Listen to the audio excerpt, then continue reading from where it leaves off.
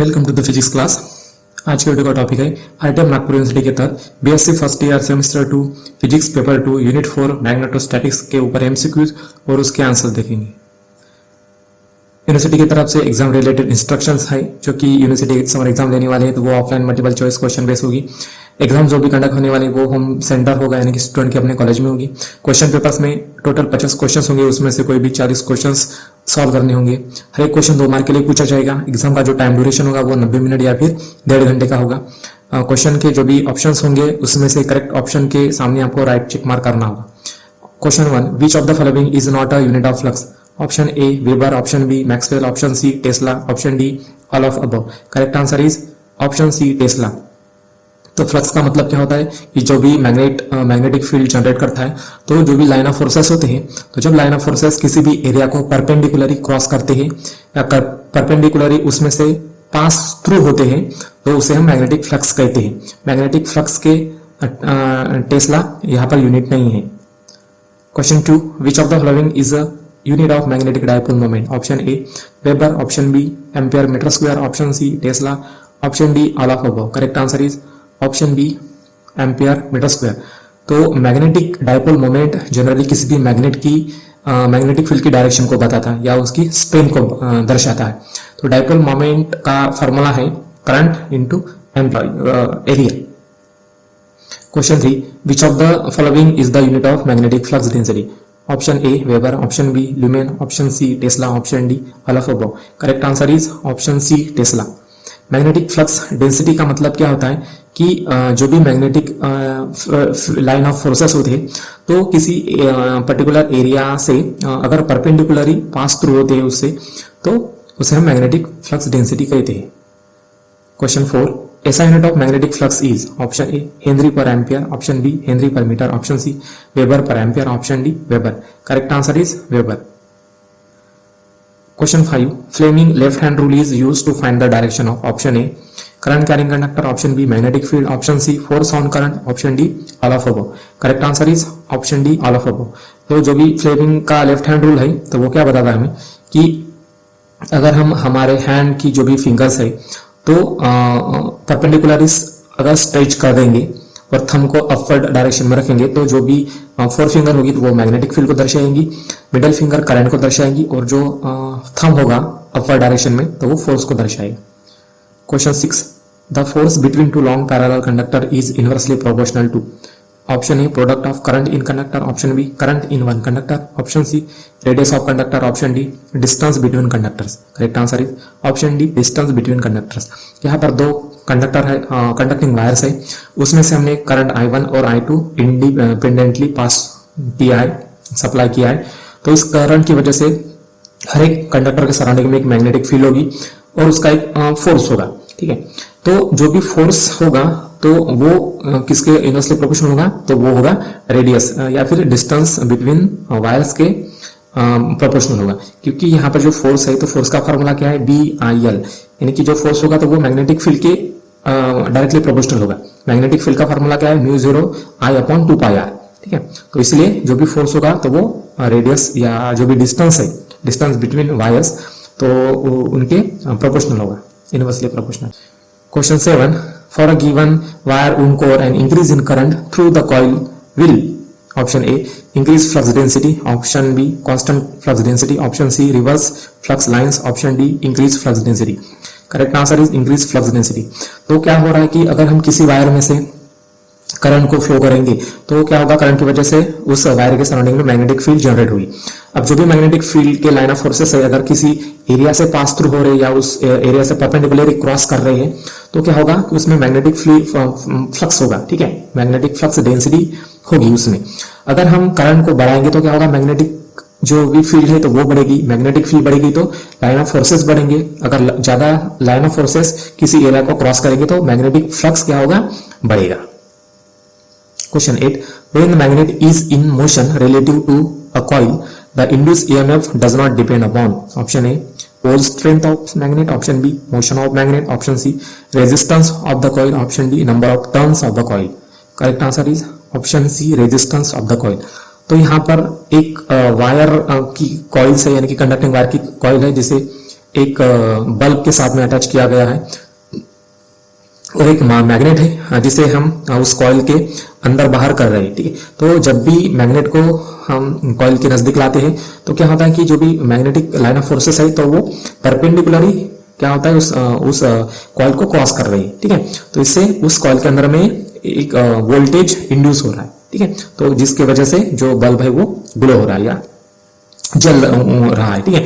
तो इसमें क्या हो रहा है कि ये किस पर डिपेंड रहेगा, एक तो मैग्नेट का जो पोल स्ट्रेंथ है या जो पोल है उसके ऊपर डिपेंड रहेगा, मैग्नेट की जो मोशन है यानी कि आगे पीछे जो कर रहे तो उसके ऊपर डिपेंड रहेगा, और नंबर ऑफ टर्न्स, जितने नंबर ऑफ टर्न्स ज्यादा रहेंगे उतना ही ईएमएफ इंड्यूस होगा।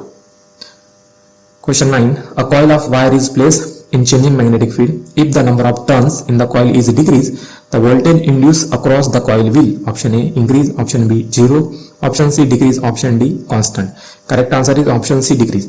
तो यहाँ पर क्या हो रहा है कि एक कॉइल है बाउंडेड की गई है, उसमें से हम क्या कर रहे हैं, एक मैग्नेट को मूव कर रहे हैं, ठीक है ना, उसके अंदर बाहर कर रहे हैं। तो क्या होगा, उस मैग्नेटिक जो लाइन ऑफ फोर्सेस है या मैग्नेटिक फील्ड है तो इस वायर को क्रॉस करेगी। क्रॉस करने के बाद क्या होगा कि इस वायर में जो भी वोल्टेज है तो वो इंड्यूस हो जाएगा। अगर इन वायर्स की जो टर्निंग है उनको हम कम करते हैं तो क्या होगा, इसमें कम एरिया होगा, और जो भी लाइन ऑफ फोर्सेस है तो वो कम एरिया को क्रॉस करेगी। अगर कम एरिया को क्रॉस करेगी तो यहाँ पे जो मैग्नेटिक फ्लक्स डेंसिटी है तो वो कम होगी, तो उसकी वजह से क्या होगा कि कॉइल में कम वोल्टेज इंड्यूस होगा।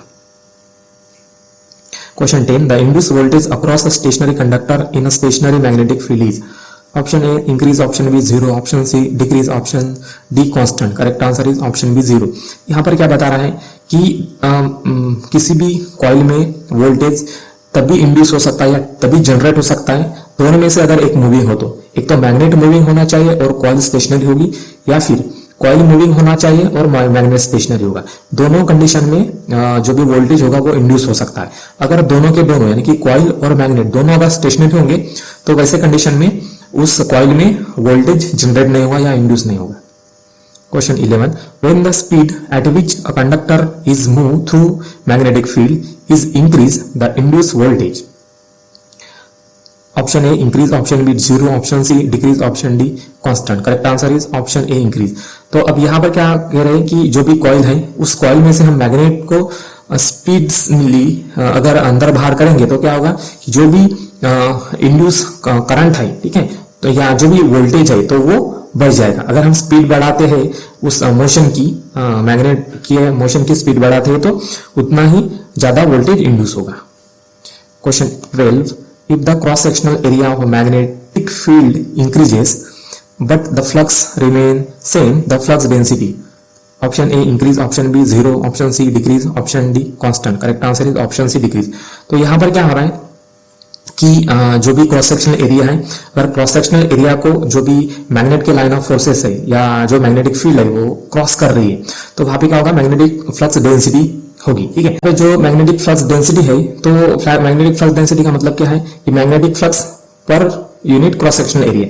तो यहाँ पर क्या हो रहा है कि जो भी फ्लक्स है वो सेम है लेकिन जो एरिया है वो इंक्रीज हो गया। अब एरिया इंक्रीज होगा तो उसमें क्या होगा कि जो मैग्नेटिक फील्ड है तो उसकी जो स्ट्रेंथ है वो स्ट्रेंथ कम होगा, ठीक है। तो इसका रिजल्ट क्या होगा कि मैग्नेटिक फील्ड की जो डेंसिटी होगी तो वो डिक्रीज होगी क्योंकि इसमें एरिया बढ़ गया है। जितना एरिया कम होगा उतनी मैग्नेटिक फ्लक्स डेंसिटी ज्यादा होगी। Question 13. A magnetic field exists around option A tungsten, option B nickel, option C copper, option D moving charge. Correct answer is option D moving charge. तो जब भी किसी कंडक्टर में से करंट को पास करते हैं तो उस कंडक्टर के सराउंडिंग में मैग्नेटिक फील्ड जनरेट होती है। तो वो क्यों होती है, क्योंकि जो भी करंट होता है तो वो क्या है, it is a motion of electrons, ठीक है। यानी कि इलेक्ट्रिक चार्ज जब भी मूव करता है किसी कंडक्टर में तो उस कंडक्टर के सराउंडिंग में मैग्नेटिक फील्ड जनरेट होती है। Question 14. Which of the following is expected to have the maximum permeability? Option A brass, option B zinc, option C copper, option D ebonite. Correct answer is option D ebonite. Question 15. When the north or south pole of two bar magnets are brought together, there will be option A force of attraction, option B no force, option C force of repulsion, option D downward force. Correct answer is option C force of repulsion. तो जब भी like poles north north और south south pole अगर हम नजदीक लाएंगे तो क्या होगा, उसमें रिपल्शन होगा। Question 16, when two ends of a circular uniform wire are joined to the terminals of a battery, the field at the center of the circle. Option A depend on EMF applied, option B 0, option C infinite, option D all of above. Correct answer is option D depend on the radius of a circle. तो एक circular wire है, तो उसमें से अगर हम current pass कर देंगे तो जो भी मैग्नेटिक फील्ड जनरेट होगी, ठीक है, सेंटर में, उस कॉइल के सेंटर में, तो वो उस कॉइल जो भी रेडियस होगा सर्कल का या जो वायर है, तो उस वायर के जो वाइंडिंग किया हमने, ठीक है, सर्कुलर फॉर्म में, तो उसके रेडियस के ऊपर डिपेंड होगा। Question 17, the magnetism left in the iron after exciting field has been remove is known as, option A permeance, option B susceptance, option C reluctance, option D residual magnetism. Correct answer is option D residual magnetism. अगर कोई magnet है और magnet को हम क्या कर रहे हैं कि उसका जो मैग्नेटिज्म है, अगर उसको एक्साइट कर रहे हैं सबसे पहले किसी मटेरियल को, तो वो मैग्नेटाइज हो रहा है, और फिर से हम क्या कर रहे हैं, जो जिस फील्ड के साथ में हमने उसको मैग्नेटाइज किया, उस फील्ड को हम कम कम करते आएंगे, तो क्या होगा कि उसका जो मैग्नेटाइजेशन है मटेरियल का, तो वो सडनली रिमूव नहीं होगा, उसमें कुछ ना कुछ हद तक मैग्नेटाइजेशन अभी भी मौजूद होगा, तो उसे हम रेसिडुअल मैग्नेटिज्म लेते हैं। Question 18, when current through the coil of a electromagnet reverse, the magnetic field reverse, option B magnetic field expand, option C magnetic field contract, option D magnetic field unchange. Correct answer is option A magnetic field reverse. तो यहाँ पर क्या हो रहा है कि एक coil है, और अगर किसी कॉइल में से हम करंट को पास कर रहे हैं किसी एक सीधी डायरेक्शन में, तो क्या होगा कि उस कंडक्टर के सराउंडिंग में एक मैग्नेटिक फील्ड जनरेट होगी, इसे हम इलेक्ट्रोमैग्नेट कहते हैं, ठीक है। अगर हमने उस करंट की डायरेक्शन चेंज कर दिया, तो क्या होगा, उसमें मैग्नेटिक फील्ड होगी, तो उसकी डायरेक्शन चेंज होगी, वो यानी कि रिवर्स होगी। Question 19, temporary magnet are use in, option A loud speaker, option B generator, option C motor, option D all of above. Correct answer is option D all of above. तो generally जो भी magnets होते हैं, तो बहुत सा application के लिए यूज होते हैं जनरली, जैसे इलेक्ट्रॉनिक के केस में लाउड स्पीकर में यूज होते हैं, या फिर जो भी बड़े बड़े टर्बाइंस होते हैं, तो पावर इलेक्ट्रिसिटी पावर जनरेशन के लिए जो भी जनरेटर्स यूज होते हैं, तो उनमें भी ये यूज होते हैं, और जो भी मोटर्स होते हैं, तो उन मोटर्स में भी मैग्नेट्स यूज होते हैं। Question 20, in the left hand rule 4 finger always represent, option A magnetic field, option B voltage, option C current, option D force on current. Correct answer is option A magnetic field. तो फिर से यहाँ पर Fleming का left hand rule है, तो Fleming का left hand rule हमें क्या बताता है, if the 3 fingers of your left hand are stretch, ठीक है, परपेंडिकुलरली, तो क्या होगा कि जो 4 फिंगर है, तो वो हमेशा मैग्नेटिक फील्ड को रिप्रेजेंट करेगी, जो आपका मिडल फिंगर है तो वो करंट को दर्शाएगी, और फोर्स जो आपका थंब है अपवर्ड डायरेक्शन में, तो वो फोर्स को डिफाइन करेगा या उसको रिप्रेजेंट करेगा। Question 21, what is the force acting on current carrying conductor of length L in uniform magnetic field?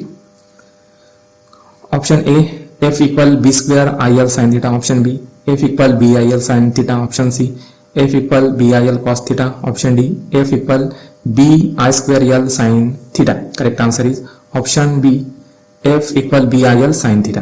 तो अगर जब भी किसी कंडक्टर में से करंट को पास करते हैं मैग्नेटिक फील्ड में, तो उसमें जो भी फोर्स होगा, ठीक है, तो वो कितना होगा, BIL sine theta. Question 22, what is the magnetic field intensity B at the centre of a coil of radius R having n number of turns and carrying current I? Option A B equal mu 0 NI divided by R, option B B equal mu 0 N I square divided by 2R, option C B equal mu 0 NI divided by 2R, option D B equal mu 0 2I divided by NR। Correct answer is option C B equal mu 0 NI divided by 2R। तो यहाँ पर एक इसे wire है, wire को हमने number of turns कर दिया है, ठीक है, सर्कुलर टर्न्स किया है, यानी कि वाइंडिंग की है, तो उस वाइंडिंग का जो भी रेडियस होगा, ठीक है, वो है R। तो वैसे केसेस में जो भी मैग्नेटिक फील्ड जनरेट होगी, तो सेंटर में कितनी होगी, वो होगी mu 0 NI divided by 2R, N का मतलब number of turns. Question 23, what is the relation between magnetic field intensity B, magnetisation H and magnetic moment M? Option A B equal mu 0 capital M plus capital H. Option B B equal mu zero M minus H. Option C B equal mu zero M into H. Option D B equal M zero M divided by H. Correct answer is option A B equal mu zero into M plus H. Question 24. What is the magnetic field intensity at the center of toroid of radius r having n number of turns and carrying current I? Option A Bt equal mu 0 Ni. Option B Bt equal mu 0 Ni divided by 2. Option C Bt equal mu 0 Ni divided by 2 pi r. Option D Bt equal mu 0 Ni divided by 2 r. Correct answer is option C Bt equal mu 0 Ni divided by 2 pi r. तो toroid क्या होता है कि जैसे wire size जैसे figures में दिया गया है, तो ऐसे ही फॉर्म में हम जो वायर साइज उससे ऐसे वाइंडिंग करेंगे, तो ऐसे ज्योमेट्री को टोरॉइड कहते हैं। तो उसमें से अगर हम करंट को पास करते हैं तो जो भी मैग्नेटिक फील्ड सेंटर में जनरेट होगी तो वो म्यू 0 Ni डिवाइडेड बाय 2 पाई r के बराबर होगी। Question 25. What is the magnetic field intensity inside the solenoid having n number of turns and carrying current I? Option A Bi equal mu 0 Ni. Option B Bc equal mu 0 Ni square. Option C Bc equal mu 0 Ni divided by 2. Option D Bc equal mu 0 to Ni. Correct answer is option A Bi equal mu 0 Ni. Question 26. What is the value of Bohr magneton mu B? Option A 9.27 into 10 raised to power minus 18 joule per Tesla. Option B 9.27 into 10 raised to power minus 20 joule per Tesla.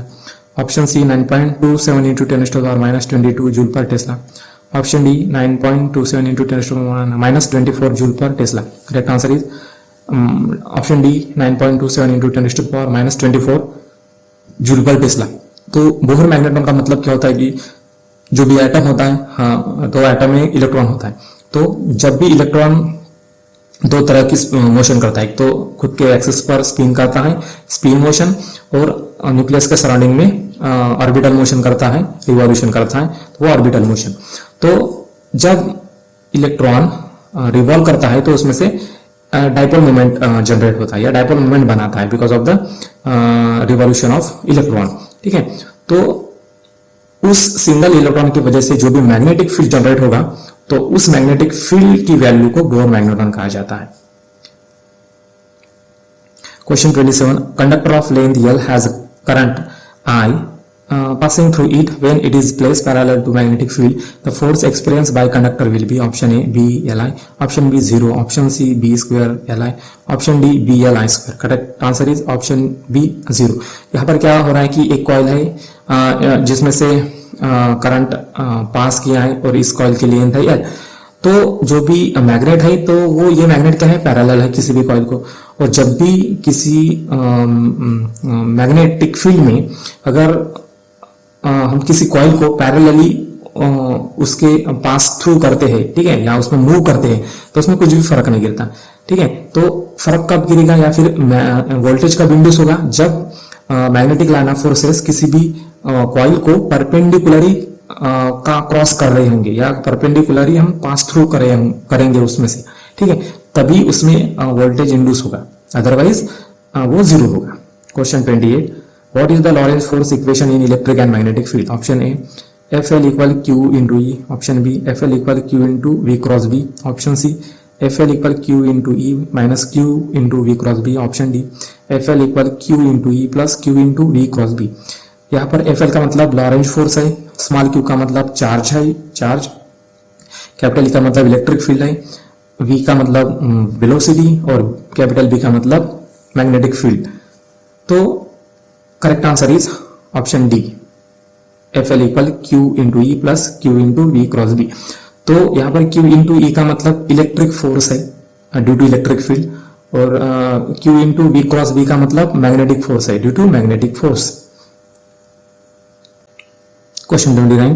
What is the flux density when the flux is 5.5 microweber and the cross sectional area is 6 into 10 to the power minus 3 meter square? Option A 91.7 microtesla, option B 917 microtesla, option C 9.17 microtesla, option D 0.917 microtesla. Correct answer is option B 917 microtesla. इस numerical को solve करने के लिए यहाँ पर given है flux जो कि 5.5 माइक्रोवेबर है, एरिया गिवन है जो कि 6 into 10 to the power minus 3 metre square है। फ्लक्स डेंसिटी का फार्मूला क्या है, फ्लक्स डिवाइडेड बाय एरिया, और फ्लक्स जितना है उसकी वैल्यू रख देंगे डिवाइडेड बाय एरिया कर देंगे। इसे सॉल्व करेंगे तो हमें क्या मिलेगा 917 माइक्रो टेस्ला। माइक्रो का मतलब 10⁻⁻3। Thank you. Question 31, calculate the magnetic field due to long wire carrying current 15 ampere at a distance of 1 centimetre from the wire. Correct answer option A 200 micro tesla, option B 500 micro tesla, option C 400 micro tesla, option D 300 micro tesla. Correct answer is option D 300 micro tesla. इस numerical को solve करने के लिए सबसे पहले जो भी given है वो लिख लेंगे। जैसे करंट है 15 एम्पियर, डिस्टेंस दिया गया 1 सेंटीमीटर, इसे मीटर में कन्वर्ट कर देंगे तो होगा 0.01 मीटर। परमेबिलिटी दी गई है वैक्यूम की जो कि है 4 पाई इंटू 10⁻⁷ न्यूटन पर एम्पियर स्क्वायर। मैग्नेटिक फील्ड का फार्मूला है μ0 2I divide by 4 pi into D. इस फार्मूला में जो भी गिवन पैरामीटर्स है वो पुट कर देंगे, इसे सॉल्व करेंगे तो हमें मैग्नेटिक फील्ड मिल जाएगी 3